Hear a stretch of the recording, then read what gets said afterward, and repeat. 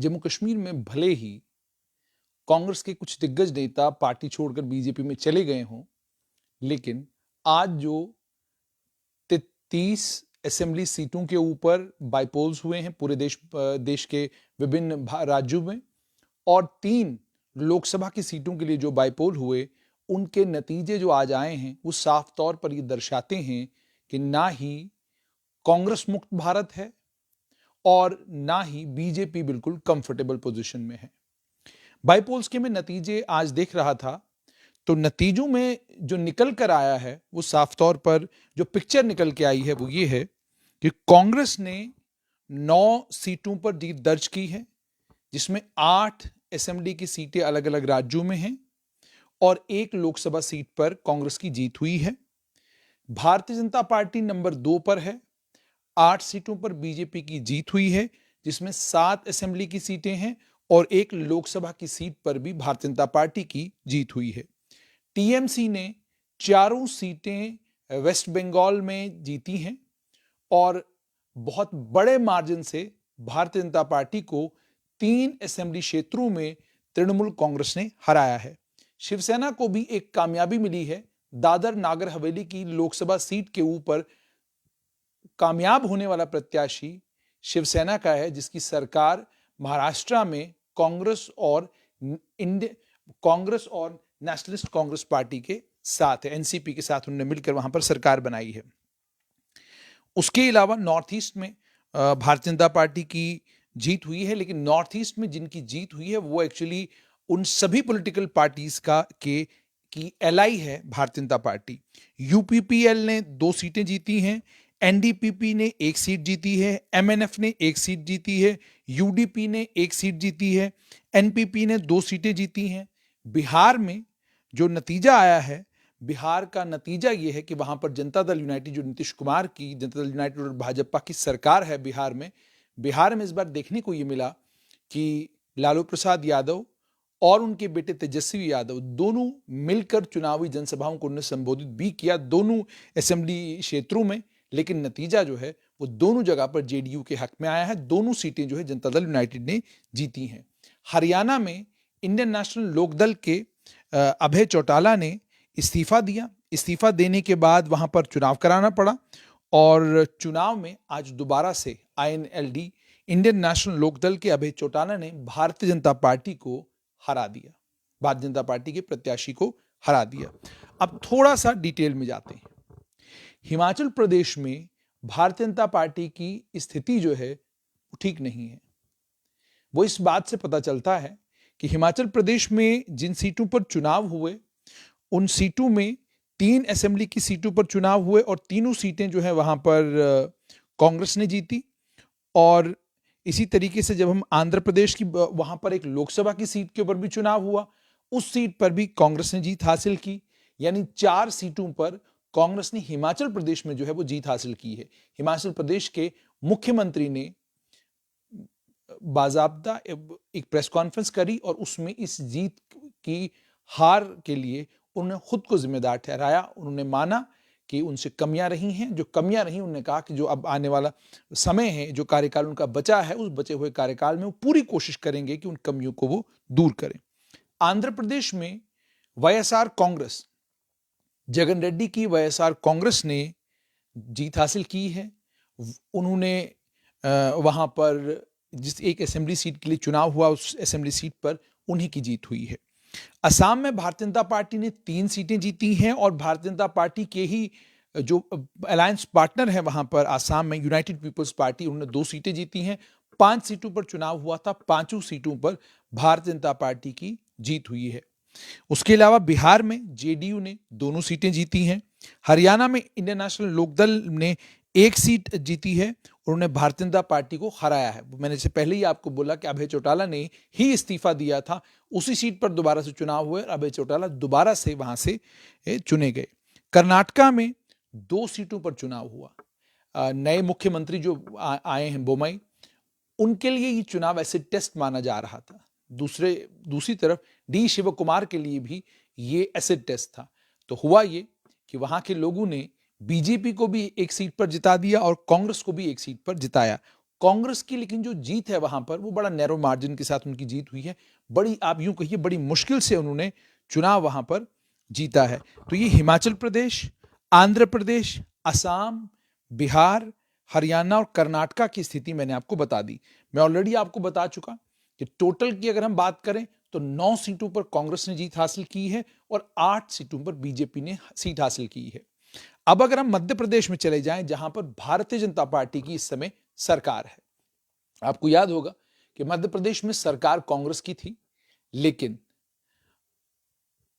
कांग्रेस की सरकार उस समय गिरी जब कांग्रेस के एक दिग्गज नेता ने कांग्रेस छोड़ दी और वो सिंधिया परिवार के लाल, उन्होंने कांग्रेस छोड़ी और कांग्रेस छोड़कर वो बीजेपी में जा मिले और उसके बाद जो है कांग्रेस की सरकार मध्य प्रदेश में गिर गई।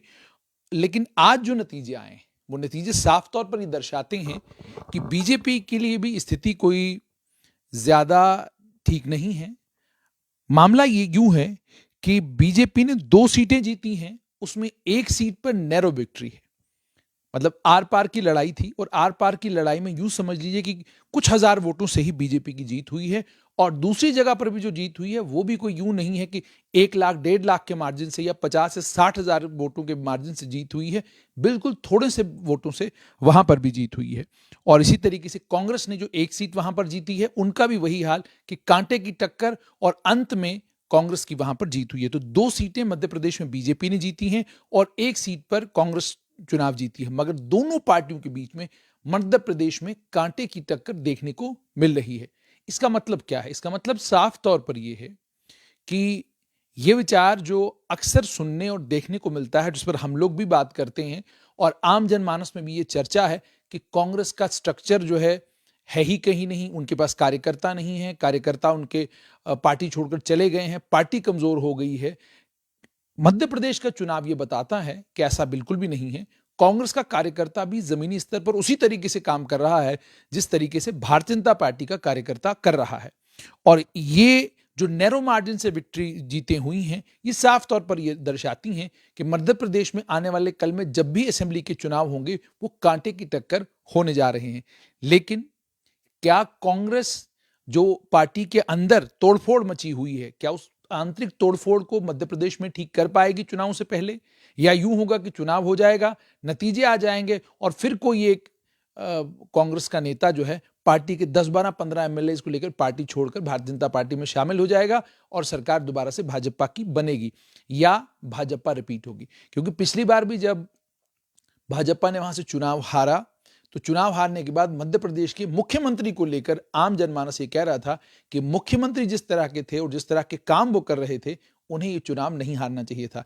लेकिन पार्टी की कलेक्टिव रिस्पॉन्सिबिलिटी होती है, पार्टी के कलेक्टिव कामकाज को देखा जाता है, उसी कारण पार्टी की हार हुई। लेकिन बाद में जैसे मैंने आपको बताया कि सिंधिया परिवार से ताल्लुक रखने वाले एक कद्दावर नेता जो इस समय सिविल एविएशन मिनिस्टर हैं, उन्होंने पार्टी छोड़ दी और पार्टी छोड़कर वो भाजपा में शामिल हुए। वहां वो अभी सिविल एविएशन मिनिस्टर हैं और उनके कारण कांग्रेस की सरकार मध्य प्रदेश में गिर गई और भाजपा ने सरकार बना ली। उसके बाद महाराष्ट्र की बात करें, वहां पर कांग्रेस, एनसीपी और शिवसेना की सरकार है। वहां पर कांग्रेस की जीत हुई है। कांग्रेस ने भारतीय जनता पार्टी को सीधे मुकाबले में कांग्रेस ने महाराष्ट्र में भाजपा को असेंबली की सीट के लिए हराया है। उसके बाद अगर मेघालय की हम बात करें, नेशनल पीपुल्स पार्टी 2 सीटों पर कामयाब हुई है और यूनाइटेड डेमोक्रेटिक पार्टी 1 सीट पर कामयाब हुई है। ये दोनों political parties Bharatiya Janata party के अलायंस पार्टनर्स हैं या एनडीए में इस समय शामिल हैं। लेकिन इन दोनों जीतों को लेकर भी अगर आप ईसीआई की वेबसाइट पर चले जाएं तो आपको वहां पता चलेगा कि इन तीनों सीटों पर जो इन दोनों पॉलिटिकल पार्टीज की जीत हुई है वो बड़ी नैरो जीत है, बहुत नैरो जीत है। मार्जिन बहुत कम था और बहुत कम मार्जिन से जो है मेघालय में इन 3 सीटें जो हैं वो एनपीपी और यूडीपी ने जीती हैं। इसी तरीके से मैं अपने साथी से कहूँगा अगर थोड़ा सा मुझे वो दे दें तो मैं कम से कम आंकलन कर सकूं और मैं आपको ये भी बताऊं कि कितना नैरो मार्जिन जो है मिजोरम में। ये ईसीआई की वेबसाइट के ऊपर चूंकि सारी डिटेल्स हैं, ईसीआई की वेबसाइट के ऊपर सारी डिटेल्स हैं। नेशनल पीपल्स पार्टी की 2 सीटें हैं, यूनाइटेड डेमोक्रेटिक पार्टी की 1 सीट है और दोनों सीटों पर कांटे की टक्कर रही और कांटे की टक्कर के बाद जो है 3 सीटों पर कांटे की टक्कर के बाद जो है नेशनल पीपल्स पार्टी ने 2 सीटें जीती हैं, यूनाइटेड डेमोक्रेटिक पार्टी ने 1 सीट जीती। अब अगर मैं बात करूं, जैसे मैंने आपको पहले ही कहा कि मेरे पास अब आंकड़े हैं, तो मैं इन आंकड़ों के को लेकर भी आपको थोड़ा सा ये बताऊंगा कि हुआ क्या है, किस तरीके से। मेघालय की बात करेंगे सबसे पहले हम। मेघालय में 1816 वोटों से पाइनाड सिंह सायम ने सीट जीती है, कांग्रेस को हराया। 1816 वोटों से एक जगह जीत हुई है नेशनल पीपल्स पार्टी की। यूनाइटेड डेमोक्रेटिक पार्टी की केवल 4401 वोटों से जीत हुई है। इसी तरीके से नेशनल पीपल्स पार्टी की भी कुल 1926 वोटों से जीत हुई है। अब मेघालय के बाद अगर हम मिजोरम चले जाएं, तो मिजोरम भी में भी स्थिति यही है कि कुल 1284 वोटों से जोराम पीपल्स मूवमेंट को मिजो नेशनल फ्रंट ने हराया है। मिजो नेशनल फ्रंट भी भारतीय जनता पार्टी का नॉर्थ ईस्ट में एलाई है। इसके बाद अगर हम नागालैंड की बात करने के बाद अगर हम राजस्थान की बात करें, राजस्थान में कांग्रेस ने जिन 2 सीटों पर चुनाव हुआ, दोनों सीटों पर, एक सीट पर उन्हें राष्ट्रीय लोकतांत्रिक पार्टी को हराया है और दूसरी सीट पर एक इंडिपेंडेंट कैंडिडेट को हराया है। दोनों जगह पर जो कांग्रेस की जीत हुई है, एक जगह 20,606 वोटों से हुई है और दूसरी जगह पर 18,725 वोटों से जीत हुई है। अगर हम बात करें राजस्थान की ही बात अगर हम करें और आपके साथ में शेयर करूं कि राजस्थान में जिन सीटों के लिए, एक धारियावाड़ सीट के लिए चुनाव हुआ, उसमें भारतीय जनता पार्टी को वोट पड़े 46,487 और जो कांग्रेस के कैंडिडेट हैं उन्हें वोट पड़े 69,819 और नंबर 2 पर रहे इंडिपेंडेंट यहां से थावरचंद, उन्होंने 51,094 वोट लिए। और दूसरी सीट के ऊपर वल्लभनगर की सीट थी। वल्लभनगर की सीट पर भी कांग्रेस नंबर 1 पर रही और नंबर 2 पर इस सीट पर राष्ट्रीय लोकतांत्रिक पार्टी के प्रत्याशी रहे और नंबर 3 पर यहां पर इंडिपेंडेंट एक हैं, वो खड़े हुए थे, वो रहे और नंबर 4 पर भारतीय जनता पार्टी यहां पर रही। तो ये मैं आपको बता रहा था कि राजस्थान में दोनों सीटें हुई और दोनों सीटों पर कांग्रेस ने जीत हासिल की। अब अगर हम बात करें तेलंगाना की, तेलंगाना में भारतीय जनता पार्टी जो है वो जीत रही है सीट टीआरएस से।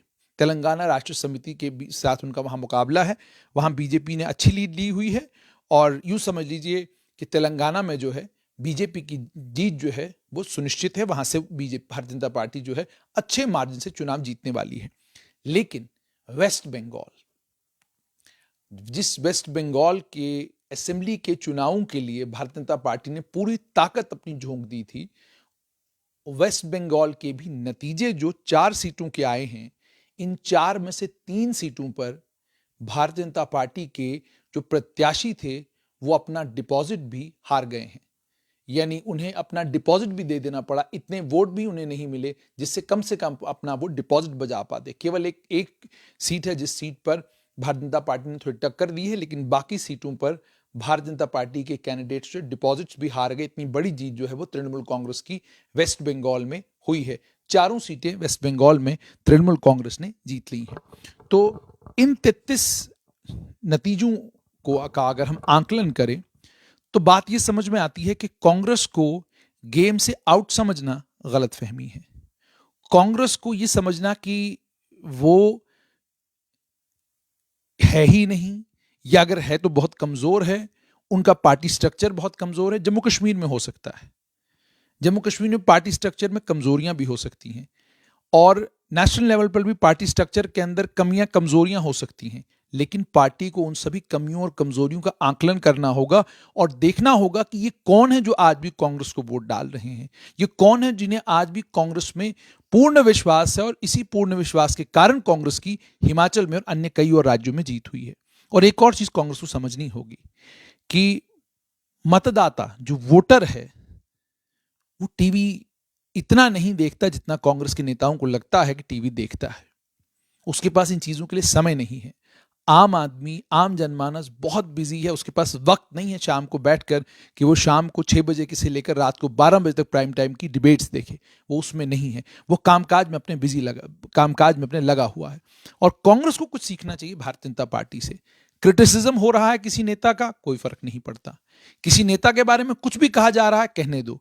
एक फौज है, वो शायद वो ट्विटर पे भी है, वो सोशल मीडिया के ऊपर भी है, जो अपने नेता का पूरा पूरा डिफेंस करती है। वो नेता जो मर्जी वो करे, वो अपने नेता के डिफेंस में निकल आते हैं और अपने नेता के डिफेंस में हर तरह की बात करते हैं। इसका मतलब यह है कि एक सोच है, एक विचार है जो चल रहा है, जिस विचार में ताकत है, जिस विचार में दम है, और जो विचार ये मानता है कि हमें कॉन्टिन्यूसली जो है कुछ ना कुछ करते रहना है। यही कारण है कि बीजेपी कांग्रेस से 2 कदम आगे है। ऑर्गेनाइजेशनल स्ट्रेंथ की अगर बात की जाए तो अपने संगठन और अपने कार्यकर्ताओं से सीधे संपर्क में रहना, यह भारतीय जनता पार्टी का एक और प्लस पॉइंट है। लेकिन अब भाजपा में परेशानी क्या हो रही है? परेशानी भाजपा में यह हो रही है कि ये जो माइग्रेशन हो रही है अलग अलग राजनीतिक दलों से, जो नेता निकलकर पार्टी में आ रहे हैं, वो महत्वाकांक्षी लीडर हैं, पार्टी में पहुंचते हैं, नतीजा उससे ये निकलता है कि उस क्षेत्र में जो भारतीय जनता पार्टी के संगठन के लोग सालों से काम कर रहे हैं, वो पार्टी से निराश हो जाते हैं, पार्टी से नाराज हो जाते हैं। जुब्बल कोठाई एक असेंबली कॉन्स्टिट्यूएंसी है, जब्बल कोठाई एक असेंबली कॉन्स्टिट्यूएंसी है हिमाचल प्रदेश में। पिछले दिनों काफी वीडियोस उसकी जो है सोशल मीडिया के ऊपर आ रही थी, और उन वीडियोस में साफ तौर पर यह दिख रहा था कि वो कैंडिडेट, वो प्रत्याशी, जो प्रत्याशी भारतीय जनता पार्टी में था और जिसको मैंडेट मिलना चाहिए था, उसको मैंडेट मिला नहीं, मैंडेट किसी और को मिला। नतीजा ये निकला कि वो सीट भी कांग्रेस जीत गई। तो इसका मतलब कंप्लेसेंसी अगर बीजेपी में आएगी तो कंप्लेसेंसी का नतीजा ये निकलेगा कि आप हारना शुरू हो जाएंगे। और एक और चीज, जो अलग अलग पॉलिटिकल पार्टी से नेता माइग्रेट करके पॉलिटिकल पार्टी में आ रहे हैं और जिनके ऊपर ये इल्जाम आम जनमानस लगाता, मैं जम्मू कश्मीर की नहीं, पूरे देश भर की बात कर रहा हूं, कि आमतौर पर यह विचार है कि जी फला आदमी ने पार्टी इसलिए छोड़ी क्योंकि जिस समय वो सत्ता में थे या जिस समय वो मंत्री थे, तो वो यहाँ करप्शन का एलिगेशन था उनके ऊपर, वहां करप्शन का एलिगेशन था उनके ऊपर, ये था वो था, तो उसके चलते जो प्रेशर ईडी की तरफ से, सीबीआई या अलग अलग एजेंसीज की तरफ से बना, तो उन्होंने पार्टी छोड़ी और भाजपा में जाकर शामिल हुए। ये भी लंबे समय तक चलने वाला काम नहीं है। जो संगठन का कार्यकर्ता है, जो पार्टी को मजबूत करने का काम कर रहा है, जो रात दिन पार्टी के लिए लड़ाई लड़ रहा है, जिसने पुलिस से मारे खाई हैं, जिसने पार्टी के लिए मार खाई है, उस कार्यकर्ता को प्राथमिकता बीजेपी में तो दी जाती है।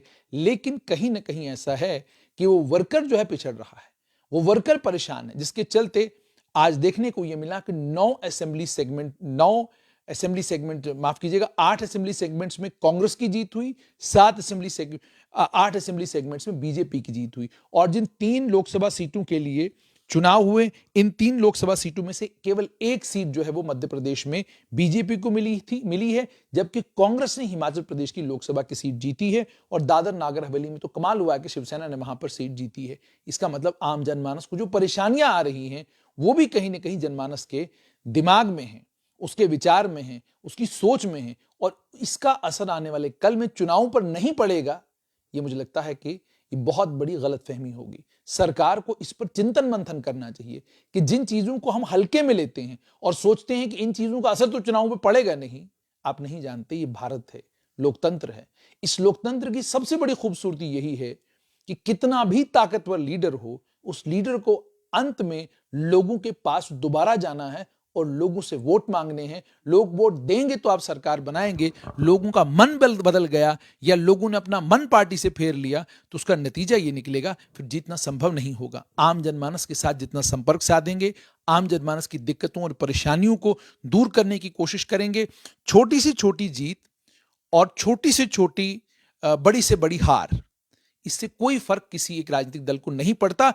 अगर वो राजनीतिक दल छोटी से छोटी हार का भी आकलन करना शुरू करे, छोटी से छोटी हार के ऊपर भी सोच विचार करना शुरू करे, छोटी से छोटी हार के डायनामिक्स को समझने की कोशिश करे, और उसके बाद जैसे मैंने आपको कहा कि जो नॉर्थ ईस्ट में जहां जहां भारतीय जनता पार्टी के एलाई जीते हैं, अलायंस पार्टनर्स जीते हैं, एनडीए के पार्टनर्स जीते हैं, वो बिल्कुल आप यूं समझ लीजिए नैरो मार्जिन के साथ सब जगह जीत हुई है। अभी जो नैरो मार्जिन वाली जीत है, 1200 वोटों से जो जीत है, इसको समझने की जरूरत है कि ये जीत कल हार में भी तब्दील हो सकती है आने वाले कल में। इसलिए इन सब चीजों पर पुनर्विचार करना, और इसी तरीके से एक मजबूत विपक्ष होगा तो सरकार को भी काम करने का आनंद आएगा। जब तक विपक्ष कमजोर रहेगा, सरकार यूं समझ लीजिए कि सरकार को फिर पूछने गाछने वाला कोई भी नहीं रहेगा। यह भी एक लोकतंत्र में सही नहीं है। आज जो नतीजे आए हैं, उन नतीजों का आकलन जो मेरी समझ में आया वो मैंने आप तक पहुंचाया है। और बताने की ये कोशिश की है कि कांग्रेस को ये समझ लेना कि खत्म हो गई बात, खत्म, और कांग्रेस का कोई पार्टी स्ट्रक्चर नहीं है, कुछ नहीं है, बिल्कुल गलत है। कांग्रेस को वोट आज भी पड़ रहा है। इसका मतलब यह है कि अगर कांग्रेस का पार्टी स्ट्रक्चर सेंट्रल लेवल पर, केंद्रीय लेवल पर भी कमजोर है, उसके बावजूद लोग कांग्रेस के साथ हैं, कांग्रेस का समर्थन दे रहे हैं। और दूसरा, भारतीय जनता पार्टी को यह समझना होगा, केंद्र में एक ताकतवर सरकार है, लेकिन उसका बिल्कुल भी यह मतलब नहीं कि आप केंद्र शासित प्रदेश जम्मू कश्मीर में हो, आप हिमाचल में हो, आप किसी भी प्रदेश में हो, वहां के हालात को ध्यान में रखते हुए, वहां के आम जनमानस की परेशानियों को ध्यान में रखते हुए, वहां के आम जनमानस की परेशानियों को केंद्र सरकार तक पहुंचाकर केंद्र सरकार से उन परेशानियों को दूर करने का काम अगर पार्टी नहीं करेगी, तो यकीन मानिए, जैसे दिल्ली में झाड़ू चला और वहां पर पार्टी नजर नहीं आई, जम्मू कश्मीर में भी संभावनाएं असीम हैं।